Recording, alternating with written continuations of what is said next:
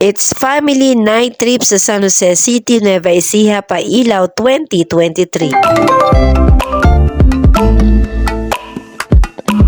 Friendly people, it's nighttime road trip. Hello po sa inyong lahat. Kamusta po kayo for today's video?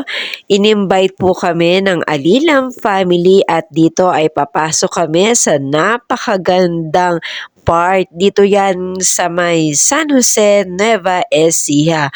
At talaga naman pong dito ay mararamdaman mo ang Kapaskuhan. Napakaganda ng kanila pong mga Christmas light. At talaga naman pong ramdam na talaga ang Kapaskuhan. At talaga naman pong so nagniningning ang kanila pong mga Christmas light. Bale eto, first time namin na nakarating po dito sa San Jose, Nueva Ecija. Ang cute-cute naman ng mga pailaw po nila dito. Napakadaming Christmas light, iba-ibang color. Friendly people, pasensya na po kayo sa ating audio at tayo ay tinamaan po ng sipon. So, ito yung San Jose City, Pailaw 2023, ang pinakahihintay at pinakakasabikan na pailaw sa municipal compound sa bayan ng San Jose City, Nueva Ecija.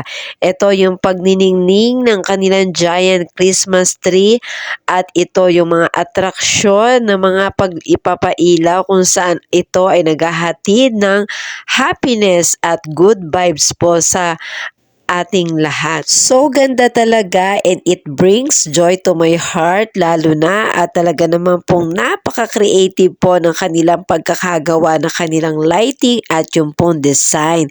Let visit the colorful, lively at talaga naman pong so happy talaga dito ng kanila pong pailaw ngayon 2023. Come and visit with your family and friends. Dito nga pala naglakad-lakad din po kami kung saan kasama ko yung aking pinsan, si Ate Marites. Meron din kasi dito silang mga street foods na available dito. Ito ang lighting. Dito yan sa San Jose City, Nueva Ecija. Thank you for watching. Bye po!